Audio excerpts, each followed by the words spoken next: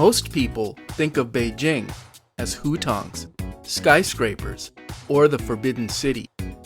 But hidden just west of the Fourth Ring Road, there's a place even many locals have never stepped foot in.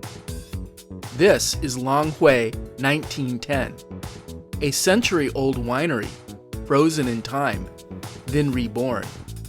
Red brick factories, old chimneys, rusted wine tanks, and glass art spaces standing side by side.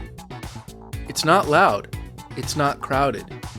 It feels like Beijing's quiet memory of industry and craftsmanship. If you want to see a different Beijing, not the one for tourists, but the one that time almost forgot, follow me. Let's walk through 100 years.